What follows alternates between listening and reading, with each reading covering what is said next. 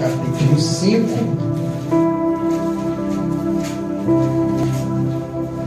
versículo 9.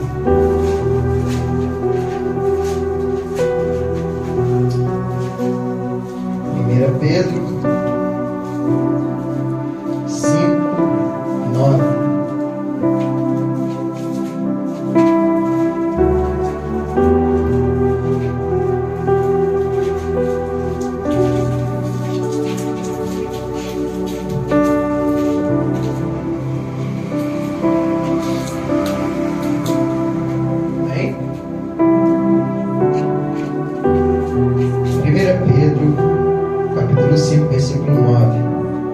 Resisti-lhes firmes na fé, conscientes de que os irmãos que têm em todo o mundo estão atravessando os mesmos problemas. Ora, o Deus de toda graça, que vos convocou à sua eterna glória em Cristo Jesus, logo depois de teres sofrido por um período curto de tempo, vos restaurará, confirmará, concederá forças e vos estabelecerá sobre firmes alicerces. A Ele, portanto, seja pleno domínio para todos sempre. Amém. Podem se assentar, em nome de Jesus.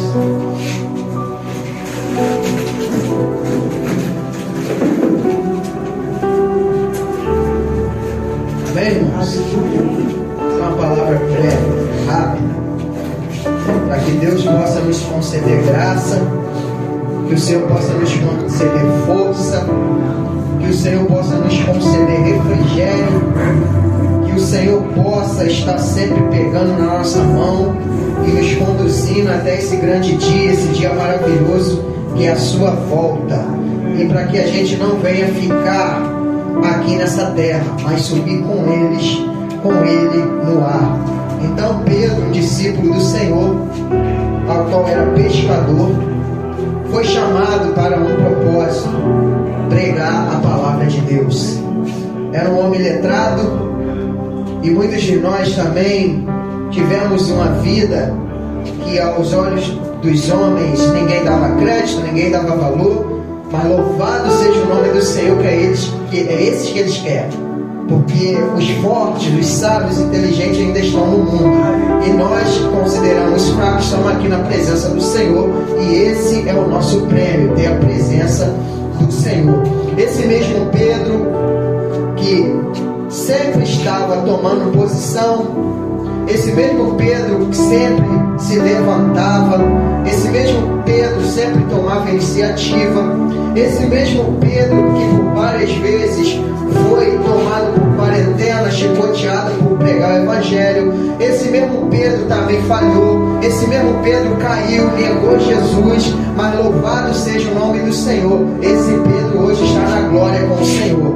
Então ele escreve uma carta para que eu e você, de maneira nenhuma, venhamos afastar do Evangelho. Esse mesmo Pedro que negou o Senhor 3 vezes, esse mesmo Pedro depois foi tomado de uma autoridade. Esse mesmo Pedro foi tomado de uma ousadia, porque lá atrás ele falhou, porque lá atrás ele negou o Senhor, e no momento da morte dele, ele foi tomado de uma ousadia tamanha, que ele falou para aqueles homens: eu não sou digno de ser crucificado igual meu Senhor, me crucifique de cabeça para baixo. É muita ousadia. É um homem que estava cheio do Espírito Santo.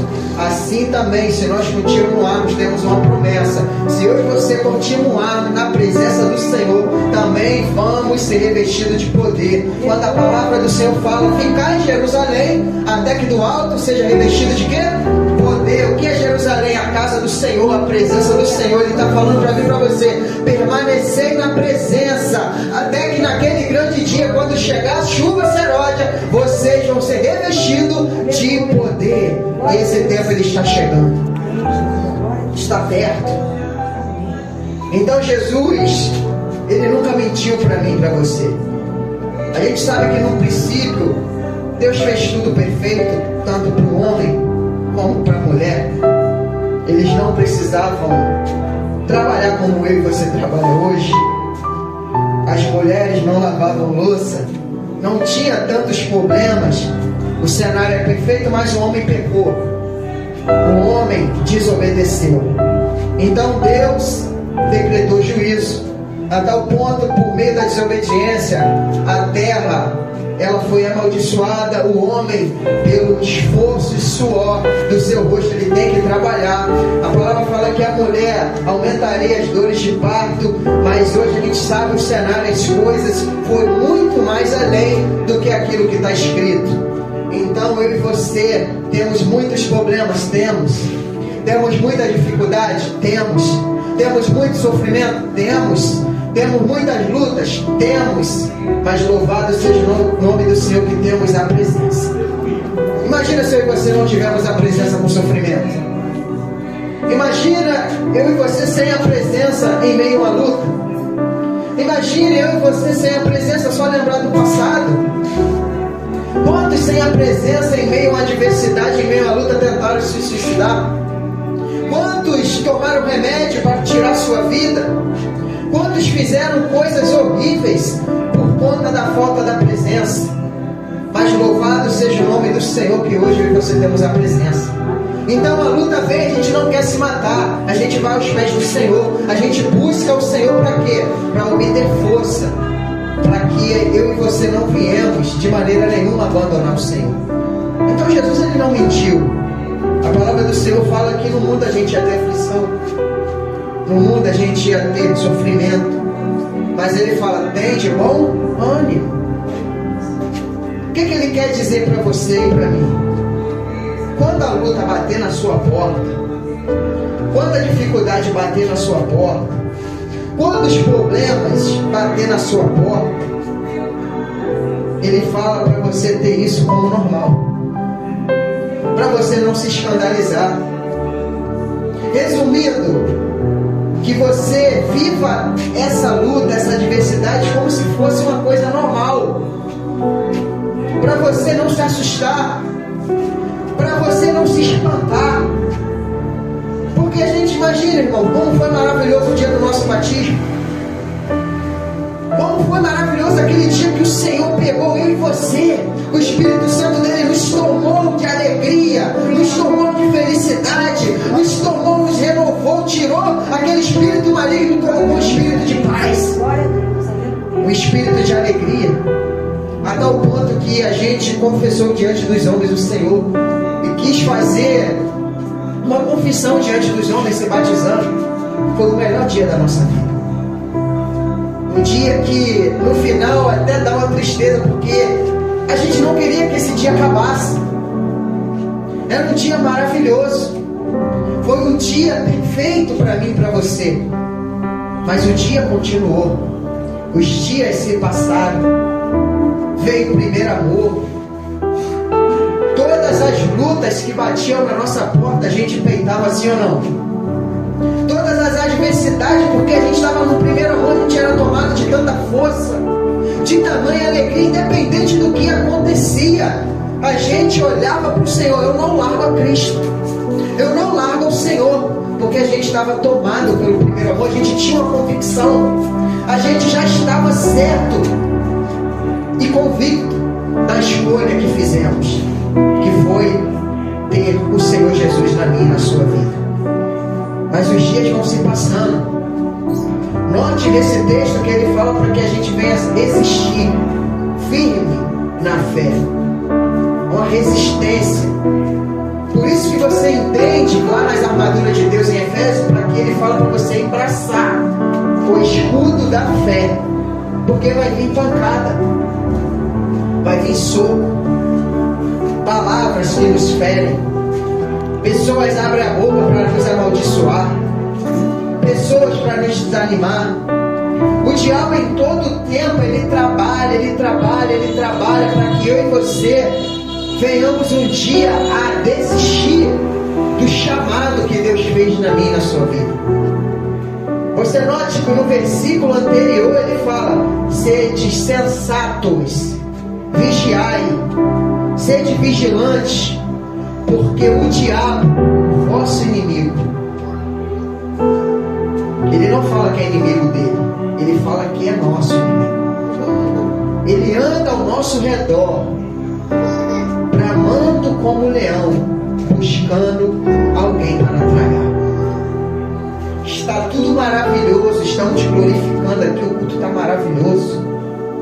Sentimos a presença do Senhor nos louvores, foi maravilhoso.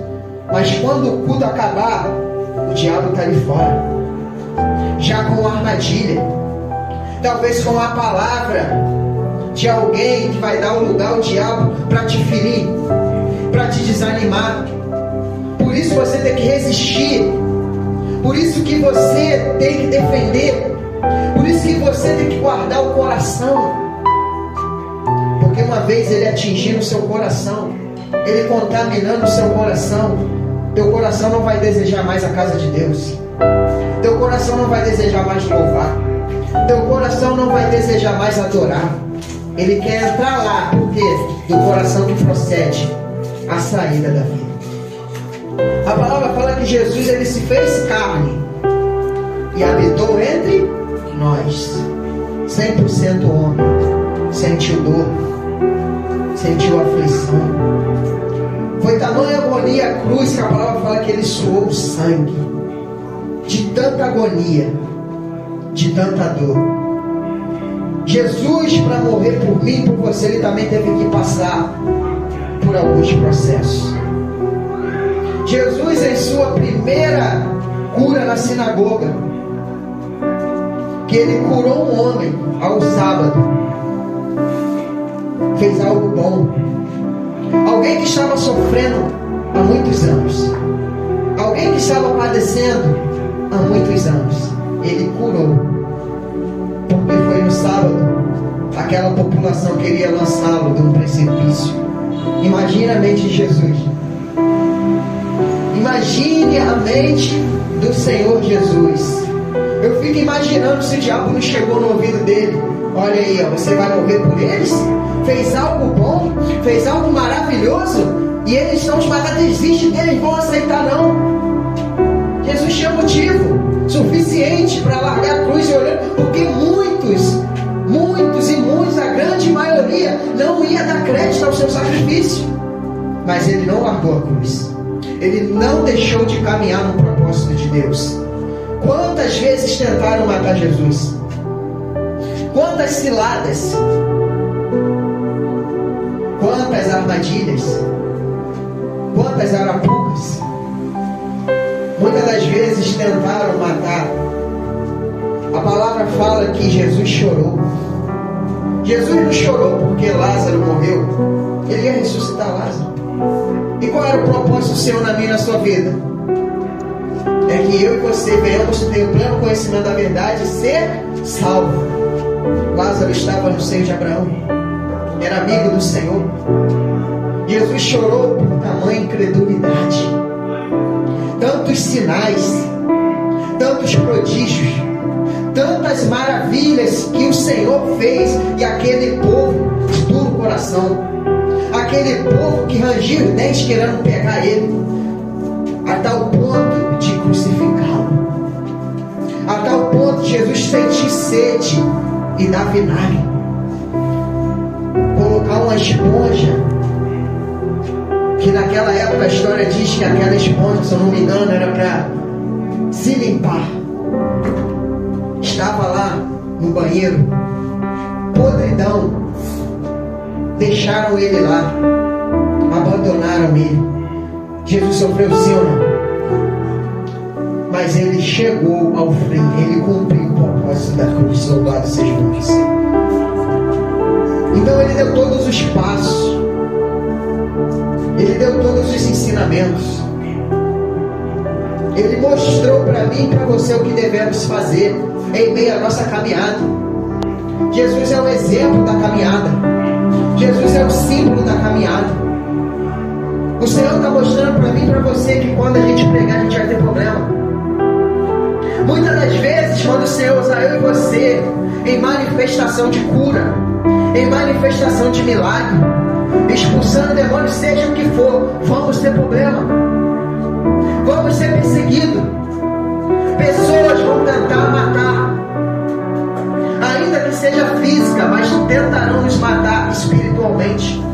Pessoas com ódio, pessoas com rancor, pessoas com raiva, vão mentir, vão caluniar, vão difamar. Vai se levantar luta até daqueles que você menos espera, com o propósito de fazer você parar, para que a gente venha olhar e desistir.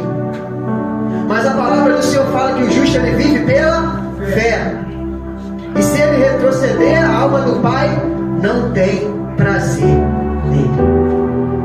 Vivemos tempos que a cada dia que está passando, igual a gente trabalhando, a gente, meu Deus, já chegou a sexta-feira. Ontem foi segunda, já estamos no sábado. É muito rápido. Ou seja, os tempos estão passando numa velocidade. A palavra ela já diz que os tempos seriam abreviados e seria passado numa velocidade ainda mais rápida, porque senão nenhuma carne se salvaria, mas por causa dos escolhidos. Então, quanto mais o tempo passa, a palavra fala que o diabo desceria com fúria na terra, porque lhe resta pouco tempo. Pouco tempo resta para o diabo. Então, muitas coisas irão acontecer na minha e na sua vida. O que eu e você temos que fazer? Ficar firme na presença. É não olhar para o mundo. É lembrar da vida podre que a gente vivia lá atrás. Uma vida humilhante, vazia, podre. Querer voltar para trás. Querer olhar para trás. Irmãos, é muita ignorância. Eu saí da igreja porque tem luta. Eu saí da igreja, irmão, você vai sair da igreja, você vai ter luta do mesmo jeito. Você vai ter problema no mundo do mesmo jeito. Só que lá vai ser pior, porque não vai ter alguém para te fortalecer. Não vai ter alguém para te carregar no colo. Não vai ter alguém para te consolar. Repare num velório de ímpios. Quanto sofrimento é no velório de ímpio? Um desespero. Quantos de nossos irmãos já passaram aqui por um velório e as pessoas não entendiam, muitas vezes a gente brincando, a gente rindo no velório, as pessoas olhando assim, como pode estar rindo? Irmão, a morte não é o fim, morreu na glória, é a nossa alegria. É verdade. Se um de nós partimos hoje e está com Cristo, eu vou chorar de tristeza? Vamos sentir saudade, sim, amém? Mas a gente tem que estar alegre, porque concluiu o projeto de Deus, o chamado de Deus de estar na glória com Cristo. Esse é o projeto de Deus, que eu e você venhamos a ser salvos. Então, quando você tomar uma pancada, a Bíblia está falando resistir. Permaneçam firmes na fé. Você não pode titubear. Você não pode balançar. Você não pode mancar. Em todas as escrituras, muitos titubearam. Muitos vacilaram. O povo de Israel era assim. Uma hora estava adorando a Deus, outra hora estava adorando Baal. Outra hora estava adorando a Deus, outra hora estava adorando Moloque. Uma hora estava adorando a Deus, outra hora estava adorando a Sera. Outra hora estava adorando a Deus e adorando o homem.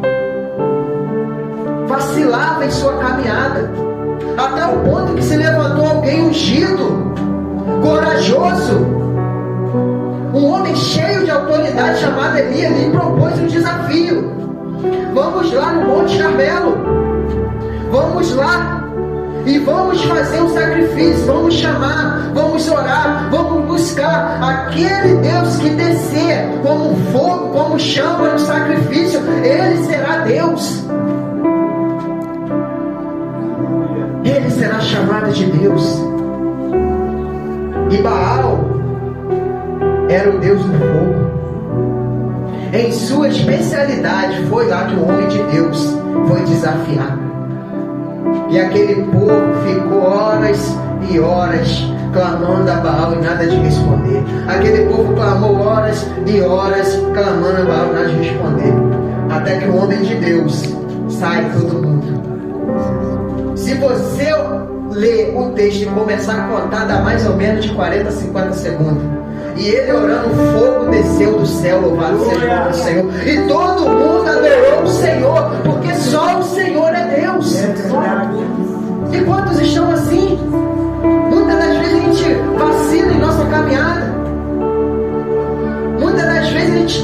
dia. Muitas das vezes a gente está orando e depois não ora mais. A gente lê e não lê mais. A gente está no culto, tem vontade de estar no culto, daqui a pouco não tem mais. Muitos hoje já não estão mais na presença, porque não resistiu. A gente ouve, fui para a igreja, eu tive mais problema. Deus me chamou, o problema começou dentro de casa, claro. Se Deus te chamou, você virou luz, quem vai se levantar? As trevas. Por isso que ele falou, não vim trazer paz, eu vim trazer a espada. Irmão se levantará contra irmão, filha contra mãe, filho contra pai, nora contra sogra. Porque os inimigos do homem serão da sua própria casa. Quando Deus chama um vai ser acendido. E a luz incomoda as trevas. E muitas das vezes, o texto continuando, ele fala: aquele que ama mais a pai, mãe, filho, filha, todas essas coisas, mais do que a Deus, não pode ser discípulo dele. Então, porque se levanta as lutas dentro de casa, ele desiste para não ter problema. Tem gente que desiste para não ter problema no trabalho. Tem gente que desiste para não ter problema na rua. Tem gente que desiste para não perder uma amizade. Irmão, a gente não pode perder a presença de Deus. A gente não pode perder a presença do Espírito Santo. Vamos ter problemas, sim, vamos. Mas louvado seja o nome do Senhor. Tem gente aqui que tem 9 anos, 8 anos, 7 anos, 5 anos, 4, talvez mais. Ao longo de toda a trajetória, tivemos problemas, sim ou não? Sim. Estamos aqui para a glória do nome do Senhor. Caímos, mas se levantamos. Estamos aqui e vamos abandonar agora no final? Jamais. Tá difícil? Tá.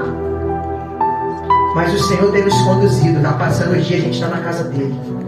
Chegou o sábado, estamos na casa dele. Permitindo o Senhor, amanhã vamos estar na casa dele. E o diabo está rangendo os dentes porque não consegue parar eu e você. Amém, glória a Deus. Então não podemos olhar para o problema. Não podemos olhar para a adversidade. Abra sua Bíblia em João. Evangelho de João, capítulo 16. Olha o que o Senhor Jesus falou. Não, Evangelho de João, capítulo 15, versículo 18. Evangelho de João 15, 18. Olha o que o Senhor Jesus falou para mim e para você. Todos abriram? Se o mundo vos odeia, sabei que antes de vocês odiou a mim. Se vocês fossem do mundo, ele vos amaria, como se pertencestes a ele.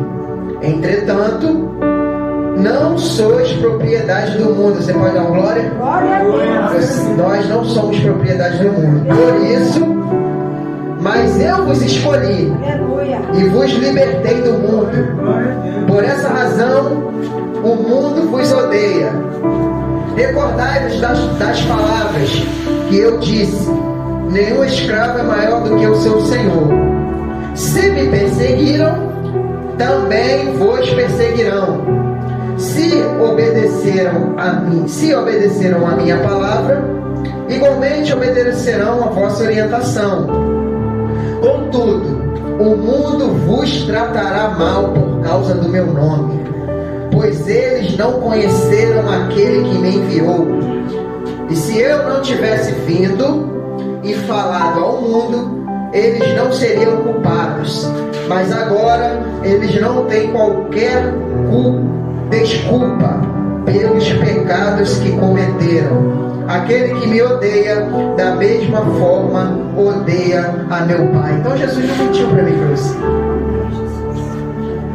Irmãos, o mundo ele tem uma cultura. O mundo ele tem uma maneira de viver. O mundo ele tem maneira de andar. O mundo tem suas regras. O mundo ele é amigo do pecado. O mundo é amigo daquilo que aborrece a Deus. O mundo é amigo daquele que entristece a Deus. Hoje é um sábado. vida passada, o que a gente estava fazendo sábado? Eu estava bebendo, estava me prostituindo, casa de prostituição, bebendo, você talvez fazendo coisas horríveis. O mundo ele faz isso. Quando eu e você somos do mundo, a gente pertence ao mundo. É um mundo que nos guia, é um mundo que nos dá direção. Louvado seja o nome do Senhor, que quem nos dá direção agora é o Senhor Jesus. Então a gente não anda no curso do mundo. O mundo peca, a gente também peca, mas se esforça. O mundo ele tem prazer no pecado. O mundo gosta de pecar. Eu e você lutamos para não pecar. O pecado está ali. Então logo quando a gente foge da aparência do mal, o mundo vai começar a se levantar, porque ele de maneira nenhuma quer que a gente venha adorar a Deus. As pessoas mentem para obter algo na sua vida, para obter vantagem. Quando você não mente, ele vai se levantar. E todas as vezes, né, a maioria, não é menos, não é mais, tu vai falar a verdade, vai ferir, vai trazer ódio. Não, mas você não pode falar a verdade, é a verdade. Vai falar mentira um ou outro. Por que dói? Por que machuca? Por que muitas das vezes fere? Por que eles se levantam? Porque eles estão na mentira, não aceita a verdade. O mundo tem 2, 3, 4 mulheres. A mulher passa na rua, o mundo olha, deseja. O mundo ele quer se prostituir. A gente foge da aparência do mal. Opa, o que eles vão falar? A gente é gay. Não olha, não deseja, não quer ir, não quer isso. O mundo ele tem o seu curso. O mundo adora o diabo. O mundo adora outros deuses. Por isso o mundo vai nos odiar. Abra sua palavra ali em Pedro.